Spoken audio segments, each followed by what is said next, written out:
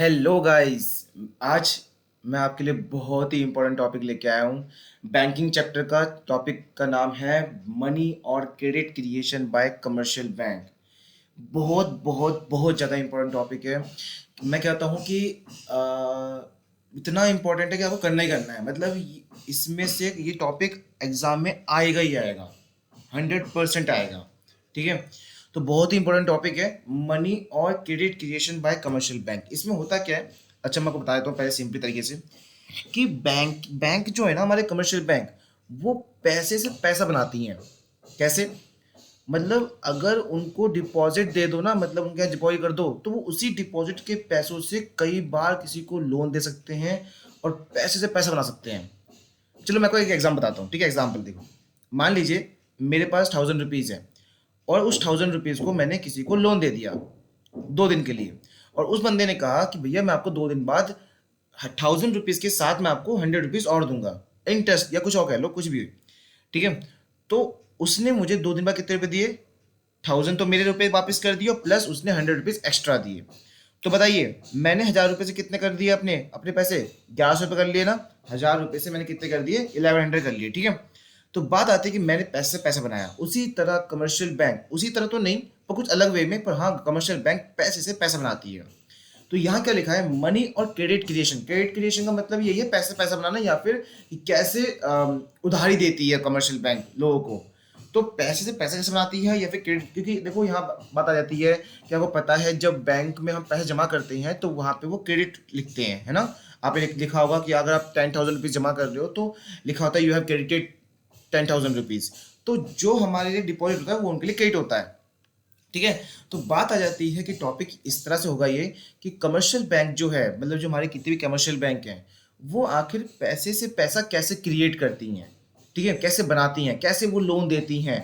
ठीक है, कितना देती हैं, वो सब कुछ हम इस टॉपिक में पढ़ने वाले हैं और बहुत ही अमेजिंग टॉपिक है। तो बिल्कुल पूरी वीडियो देखिएगा। ठीक है। देखो, सबसे पहले समझते हैं ये है क्या। It is the one of the most important activity of commercial bank. ये एक मोस्ट इंपॉर्टेंट एक्टिविटी है किसका? कमर्शियल बैंक का। Through the process of money creation के प्रोसेस से commercial bank are able to create credit. मतलब ये एक ऐसा प्रोसेस है इस प्रोसेस के थ्रू कमर्शियल बैंक उधारी पे उधारी देती है, पैसे से पैसा बनाती है। Which is a far excess of the deposit, जिसकी स्टार्टिंग पॉइंट कहाँ से होती है? डिपॉजिट से। अगर हम बैंक में पैसा जमा ना करें ना, अगर हम बैंक में पैसा जमा ना करें तो क्या बैंक लोन दे पाएगा किसी को? नहीं दे पाएगा। तो क्या बैंक पैसे पैसा बना पाएगा? नहीं बना पाएगा। स्टार्टिंग पॉइंट ही कहाँ से होता है? डिपॉजिट से।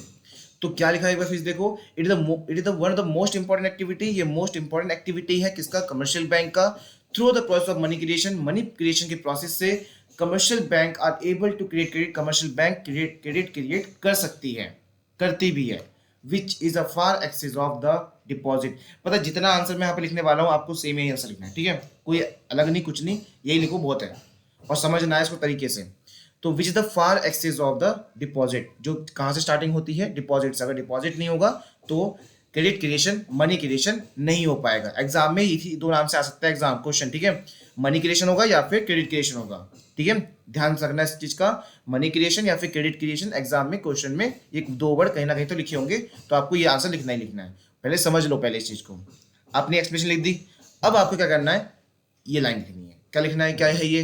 देखो, the process of credit creation is based on two assumption. मतलब ये जो क्रेडिट क्रिएशन हम पढ़ने वाले हैं, जो हमने अभी एक्सप्लेनेशन देखा, इसमें दो अजम्पशन हमें मान के चलनी है। दो अजम्पशन मतलब दो अजम्पशन हमें मान के चलनी है। अजम्पशन का मतलब होता है क्या हमें, मतलब क्या मान के चलना है कि ऐसा होगा तो ही क्रेडिट क्रिएशन हो पाएगा, ऐसा होगा तो ही क्रेडिट क्रिएशन हो पाएगा। तो आखिर वो दो अजम्पशन क्या है? आइए देखो, पहला अजम्पशन क्या लिखा हुआ है? The entire commercial banking system is one unit and is term as bank. मतलब कि जितने भी कमर्शियल बैंकिंग सिस्टम है, मतलब हमारे इंडिया में, हमारे इकोनॉमी में जितने भी कमर्शियल बैंक है ना, बहुत सारे है ना, लेकिन हमें क्या मानना है? ये सारे बैंक एक यूनिट है, मतलब एक ही बैंक है। क्योंकि हम ना मैक्रो पढ़ रहे हैं और मैक्रो सबकी बात करता है। अच्छा भाई, अब मान लो 10 बैंक है, 10 बैंक में कुछ ना कुछ डिपॉजिट हुआ। अब मैं 10 बैंक का अलग अलग देखूं, इससे अच्छा क्या कर दूं? मान लो एक ही बैंक है, अगर 10 बैंक में 1,000 रुपये डिपॉजिट हुए हैं तो कितने डिपॉजिट हो गए एकदम से? एक बैंक के अकॉर्डिंग कितने डिपॉजिट हो गए? 10,000 डिपॉजिट हो गए ना। एक 10 बैंक है, 1,000 रुपये डिपॉजिट होते हैं, तो एक बैंक के अकॉर्डिंग अगर मैं एक सबको एक बैंक बना दूं तो कितने रुपये डिपॉजिट हो गए? 10,000 ना। बस हमें ये समझना है कि सारे बैंक जो हैं एक बैंक मान के चलेंगे, तभी ये पॉइंट बहुत अच्छे से हम एक्सप्लेन कर पाएंगे, ठीक है, तभी ये टॉपिक अच्छे से एक्सप्लेन कर पाएंगे। तो हमें क्या मान के चलना है? पहला जंक्शन क्या है कि जितने भी कमर्शियल बैंक हैं वो सिर्फ एक ही बैंक मान के चलेंगे, ठीक है भाई। देखो ऐसा मतलब ऐसा होता भी है, कई बार ऐसा होता है नेशनलाइजेशन ऑफ बैंक हो जाता है। मतलब नेशनलाइजेशन बैंक का मतलब है कि 3-4 बैंक, 2 बैंक मिलके एक बैंक बन जाते हैं, ऐसा होता भी है। लेकिन यहाँ पे ऐसा टॉपिक है हमारा, हमने अजम्पशन माना है कि हम क्या करेंगे, सभी कमर्शियल बैंक को एक बैंक मान के चलेंगे, तभी समझने में और राइट आंसर को लिखने में काफी आसानी हो जाएगी, ठीक है। तो पहला जंक्शन क्या है हमारा कि सारे कमर्शियल बैंक जो है वो एक ही बैंक है, ठीक है, जिसको हमने क्या नाम दिया है? बैंक्स, ठीक है। The entire commercial bank system is a one unit and is term as banks, ठीक, क्लियर आउट। दूसरा point, all receipt and payment in economy, कि हमारे इकोनॉमी में जितना भी रिसिप्ट एंड पेमेंट होगा, रिसिप्ट मतलब जिसके पास पैसा आएगा और इस पेमेंट मतलब जिससे पैसा जाएगा, are routed through the bank, ये कहाँ से होगा? बैंक के थ्रू होगा। इसका मतलब ये है कि मान लीजिए आप अगर कभी पैसा खर्च कर रहे हो तो पैसा कहाँ से आया? आपके बैंक से, और जैसे ही आपने खर्च किया तो किसी और की रिसिप्ट बनेगी ना, वो जैसे ही पैसा उसके पास जाएगा वो सीधा कहाँ जाएगा? उसके अकाउंट में, उसके बैंक में अकाउंट में जाएगा, ठीक है। तो बात आ जाती है वही कि हमें एक चीज और एक मान के चलनी है, अजम्पशन है ये कि जितने भी पेमेंट और रिसिप्ट होगा वो सब कुछ किससे होने वाला है? बैंक के थ्रू होने वाला है। दोबारा से एक बार, जितना भी रिसिप्ट एंड पेमेंट होगा, फॉर एग्जांपल आप किसी को पेमेंट दे रहे हो, कोई खर्चा किया आपने, ठीक है, कोई प्रोडक्ट खरीदा, कोई सर्विस खरीदी, आपने पेमेंट दिया किसके थ्रू? बैंक के थ्रू। कैसे करा? या तो पेटीएम, या तो गूगल पे, या फोन पे, ठीक है, नेट बैंकिंग, या फिर एटीएम से निकाल के दे दिए, आया तो बैंक से ही है ना। तो हम क्या मान के चलेंगे कि जितनी पेमेंट है वो कहाँ से हो रही है? बैंक, किस बैंक से हो रही है। और जैसे ही उस बंदे को पैसा मिलेगा, अगर पेटीएम से मिल रहा है, गूगल पे से मिल रहा है, फोन पे से मिल रहा है, तो डायरेक्ट अकाउंट जा रहे हैं, है ना। डायरेक्ट ये डिपॉजिट, ये रिसिप्ट उसके लिए डायरेक्ट डिपॉजिट बन रहे हैं, ये रिसिप्ट उसके लिए डायरेक्ट डिपॉजिट बन रहे हैं ना, क्योंकि आप जैसे ही उसको पेमेंट दे रहे हो सीधा उसके अकाउंट में जा रहा है, तो डिपॉजिट बन रहा है उसका। लेकिन अगर आपने कैश में दिया तो वो भी वो कैश को क्या करेगा? डिपॉजिट कर देगा। तो बात आती है कि जितने भी रिसिप्ट एंड पेमेंट होंगे वो किसके थ्रू होंगे? बैंक के थ्रू होंगे, ठीक है भाई। कमर्शियल बैंक पढ़ रहे हैं, कमर्शियल बैंक की बातें कर रहे हैं, तो भैया ये सब समझना जरूरी है कि पहला अजम्पशन क्या है कि सारे बैंक क्या है यहाँ पे? एक बैंक। और दूसरा क्या है? जितने भी रिसिप्ट एंड पेमेंट होगी इकोनॉमी के अंदर, इकोनॉमी क्या होता है पता है ना, 11th क्लास में पढ़ा हुआ इकोनॉमी। इकोनॉमी अ सिस्टम जिसमें अर्न फॉर देयर लिविंग, जिसमें लोग अर्न करते हैं अपनी लिविंग के लिए। तो पूरा इंडिया एक इकोनॉमी है ना भैया। क्या इंडिया इकोनॉमी नहीं है? क्या इंडिया में लोग अर्न नहीं करते हैं? क्या बाहर से लोग आते नहीं अर्न करने के लिए? बिल्कुल। तो इंडिया इकोनॉमी है एक ऐसी इकोनॉमी जिसमें रिसिप्ट एंड पेमेंट सब किसके होने वाला है? बैंक के थ्रू होने वाला है, ठीक है। ये हो गया आपके प्रोसेस आंसर लिखने का। अभी और भी खत्म नहीं हुआ, अभी और भी है, ठीक है। अभी तो सिर्फ एजम्पशन माना है। अब देखो एक पॉइंट आता है एलआरआर। अब इस डेफिनेशन को आपको आंसर के अंदर लिखना है नहीं लिखना आपकी मर्जी है, बस इसमें इसका यूज होगा। मतलब अभी जो एक्सप्लेनेशन मैं आपको सिखाऊंगा आज के बाद उसमें एलआरआर का यूज होगा, बट आपको लिखना है, इसका डेफिनेशन नहीं लिखना, वो आपकी मर्जी है, इसमें कोई जरूरी नहीं है, ठीक है। अब देखो ये एलआरआर क्या होता है? लीगल रिजर्व रेशियो या फिर लिक्विडिटी रिजर्व रेशियो, कुछ भी कह लो, लीगल रिजर्व रेशियो बोल लो या फिर लिक्विडिटी रिजर्व रेशियो बोल लो, कोई बात नहीं, ठीक है। Refers to that legal minimum fraction, इसका मतलब है कि legal minimum fraction of deposit. मतलब मान लो आप कमर्शियल बैंक को, आप सारे कमर्शियल बैंक को ना पढ़ा था हमने, ऑल जितने भी बैंकिंग सिस्टम है, all bank system are one unit, मतलब जितने बैंकिंग सिस्टम है वो सिर्फ एक यूनिट माना जाएगा, ठीक है। सो आपके पास जितना ही पैसा डिपॉजिट हुआ एक दिन में, आपके पास जितना भी पैसा डिपॉजिट हुआ एक दिन में, उसका एक आपने मिनिमम फ्रैक्शन अमाउंट अलग कर दिया। जैसे फॉर एग्जांपल मान लीजिए आपके पास 1 करोड़ रुपए आते हैं डिपॉजिट में, डिपॉजिट के तौर पे 1 करोड़ रुपए आपके लोगों ने आपके यहाँ जमा करे, उसका 20% आपने अलग कर दिया। उसका 20% आपने, 1 करोड़ का 20% कितना होता है? 20 लाख। तो 20 लाख रुपए अलग कर दिया आपने। क्यों करोगे आप 20 लाख अलग? भाई बहुत सारे काम है 20 लाख के। भाई आपको क्या करना है, उस 20 लाख में से कितना क्या करना है, आपको अपने पास रखना है, क्योंकि लोग मांगने भी आते हैं विड्रॉ लेने। आपको अपने एटीएम में भी रखना है, ठीक है। आपको भाई आरबीआई में डिपॉजिट भी करना है। हाँ, जिस तरह पब्लिक कमर्शियल बैंक में डिपॉजिट करती है उस तरह कमर्शियल बैंक आरबीआई में भी डिपॉजिट करती है, ठीक है। और भी अपने खर्चे हैं, सैलरी पे करना है, इलेक्ट्रिसिटी चार्ज, मतलब बहुत सारे अपने ऑफिस खर्चे भी हैं। तो इसके लिए आपने 1 करोड़ में से 20% अलग कर दिया, मतलब 20 लाख रुपए अलग कर दिए। तो बाकी बच्चे 80 लाख रुपए क्या करोगे आप? लोन दोगे। ठीक है, क्योंकि आप अगर सारा पैसा अपने पास रखोगे ना, सारा पैसा अगर अपने पास ही रखोगे, 1 करोड़ रुपए, तो कैसे कमाओगे? जब तक आप लोन दोगे तो कैसे कमाओगे? इंटरेस्ट वगैरह, है ना। और पता है प्राइमरी फंक्शन में कहा गया है, कमर्शियल बैंक के प्राइमरी फंक्शन, वीडियो नहीं देखी ना, देखना बाद में, इस वीडियो के बाद। तो प्राइमरी फंक्शन में कहा गया है एक्सेप्ट डिपॉजिट और एडवांसिंग ऑफ लोन। बैंक का मेन काम होता है पहला एक्सेप्ट करना डिपॉजिट को, दूसरा एडवांस लोन देना। तो बिना लोन को तो बैंक कमा ही नहीं सकती। तो बात आती है कि बैंक यहाँ पे जो 1 करोड़ रुपए आएंगे उसका 20% अपने पास रखेगी और 80 लाख रुपए, सॉरी 1 करोड़ का 20% मतलब 20 लाख रुपए अपने पास रखेगी और 80 लाख रुपए लोन देगी। वो 20 लाख रुपए जो अपने पास रखे हैं ना, उसे हम कहते हैं LRR। जो 20 लाख रुपए अपने पास रखे हैं उसे हम बोलते हैं LRR, लीगल रिजर्व रेशियो। क्यों रखे अपने पास 20 लाख रुपए? बहुत सारे ट्रांजेक्शन भी तो है, लोगों को देना भी है, ATM में भी रखना है भाई, वहाँ पे भी जमा करना है सेंट्रल बैंक में, और कुछ अपने खर्चे भी तो हैं। तो fraction of deposit which are bank are mandate to keep, जो बैंक को जरूर अपने पास रिजर्व के तौर पे रखना ही होता है, keep as cash with themself.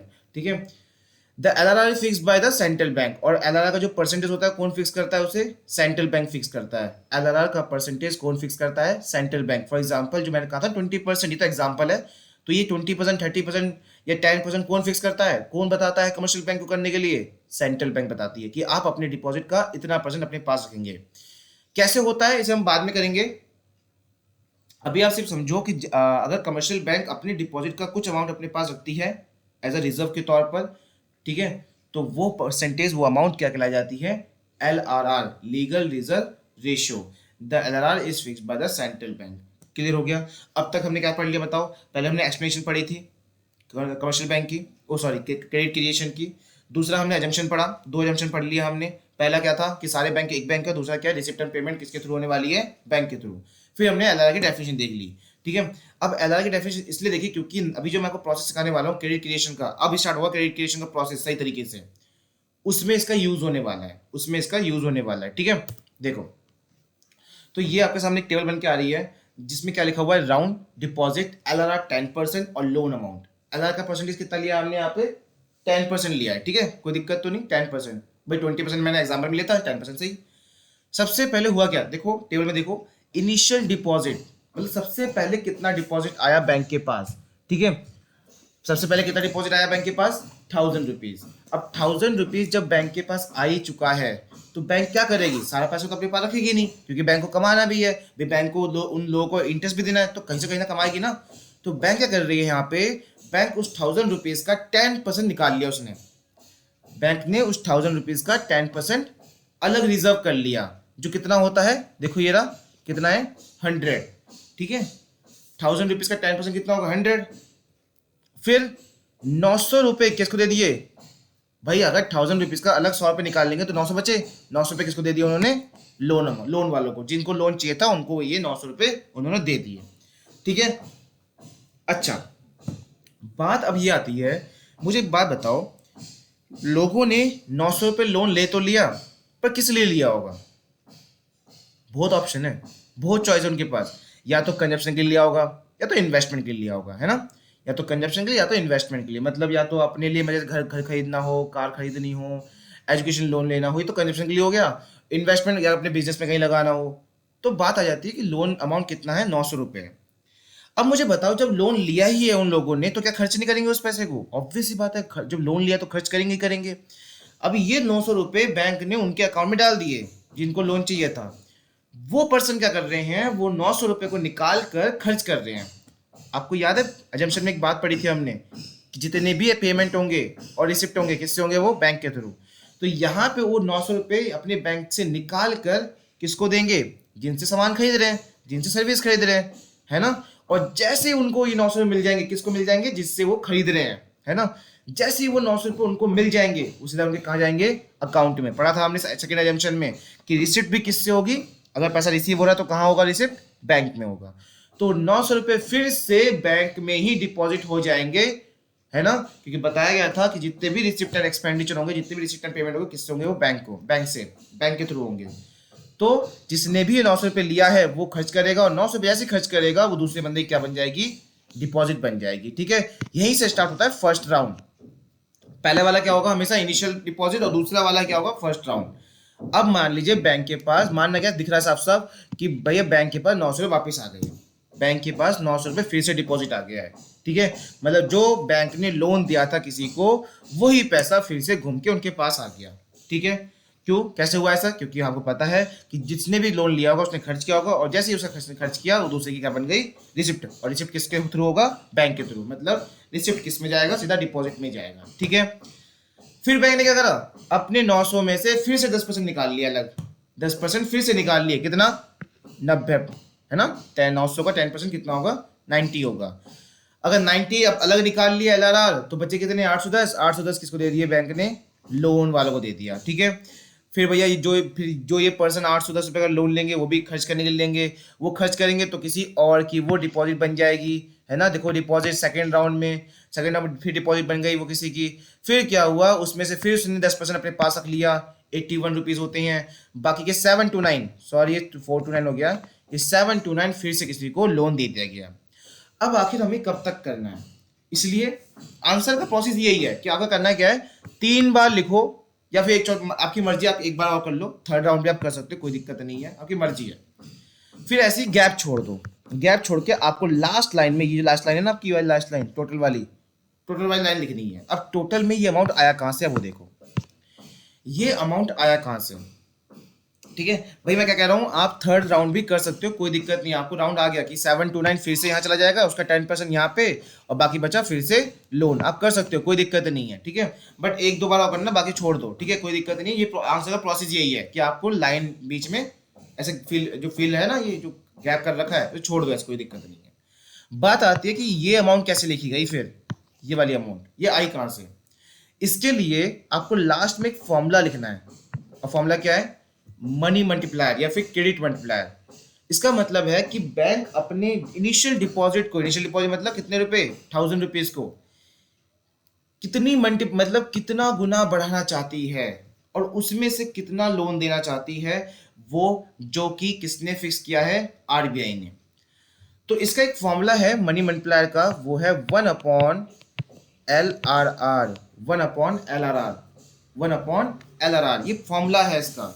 ठीक है, तब करना क्या है, इस फॉर्मूले में आपको पुट करना है 1/10%। आपको याद है ना, हमने एलआर 10% लिया हुआ है, हमने कितना परसेंट लिया हुआ है? एलआर 10%। ठीक है, चलो अब मैं अगर इस परसेंट को हटाऊं, तो मैथमेटिकल कैलकुलेशन के हिसाब से अगर परसेंटेज नीचे है और उस परसेंट को हटाओगे तो ऊपर 100 आ जाएगा। ठीक है, 100/10, मतलब 100 ऐसे मल्टीप्लाई में 100, तो 1 मल्टीप्लाई 100, 100 तो 100 ही तो होगा, तो 100/10 आ गया। तो बताइए इसका आंसर कितना आएगा? 10 आएगा ना, 10 से डिवाइड हो जाएगा ये, तो 10 टाइम्स में आएगा। इसका मतलब हम अपने डिपॉजिट को, अपने इनिशियल डिपॉजिट को 10 गुना बढ़ाना चाहते हैं। तो आइए जरा, इनिशियल डिपॉजिट 1000 है, अगर मैं इसकी 10 से मल्टीप्लाई कर दूं तो कितना हो जाएगा?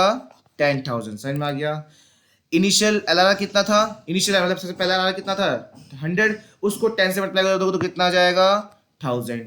ठीक है, इनिशियल लोन कितना था? 900, उसको 10 से मल्टीप्लाई कर दो तो कितना आ जाएगा? 9000। तो ये है पूरा प्रोसेस कि कमर्शियल बैंक अपने 100 रुपए की 1000 रुपए की डिपॉजिट से कितना लोन दे चुके टोटल मिला के 10 टाइम के साथ 9000 रुपए का, मतलब 100,000 रुपए उनके पास आते हैं तो उसमें से वो 9000 रुपए तक का लोन दे सकते हैं, है ना? फायदा उठाता तो कितना तगड़ा कमा रही होगी बैंक। ठीक है, तो बात यही आ जाती है, ये है पूरा मनी क्रिएशन कि कैसे, क्रेडिट क्रिएशन भी कह सकते हैं इसको, कहते हैं, कह सकते नहीं है, कि कैसे बैंक पैसे से पैसा बनाती है। बहुत सही तरीका है ये, बहुत। भाई क्वेश्चन आता है कि भैया हम भी कर सकते हैं कैसा? अरे नहीं, हम नहीं कर सकते, हम नहीं कर सकते। ठीक है, हम कर सकते हैं छोटे मोटे, जैसे मान लीजिए किसी को लोन दे दिया, वहाँ से कुछ पैसे आ गए, मतलब किसी को ब्याज पे पैसे दे दिए, वो सब वगैरह, पर नहीं करना चाहिए। सो ये है पूरा पॉइंट, ये सारा पूरा टॉपिक है मनी क्रिएशन, बहुत ही इंपॉर्टेंट है, ऐसे जरूर करना, जरूर करना। ठीक है, बार बार समझने की कोशिश करना, अगर एक बार में नहीं हुआ दोबारा वीडियो को रिपीट करके सुनते रहो, समझते रहो, करना जरूर। और ये है पूरा आंसर। ठीक है, एग्जाम में कभी कभी एलआरआर का परसेंटेज चेंज हो जाता है, कोई बात नहीं। अगर मान लीजिए 30 हो गया, तो अगर यहाँ 1000 ले रहे हो आप, तो 30% कितना हो जाएगा? 300। बाकी के बच्चे 700 रुपये किसको दोगे आप? लोन को। तो वही कॉन्सेप्ट है, बस आप अगर एग्जाम में क्वेश्चन के अंदर लिखा हुआ है कि एलआरआर 20% लीजिए आप, तो आप अपने अकॉर्डिंग कर लीजिए। ठीक है, कर लेंगे, कोई दिक्कत नहीं आएगी इसमें। ठीक है, ये है आपका पूरा का पूरा टॉपिक किस चीज़ का, commercial bank credit creation. Okay, bye bye.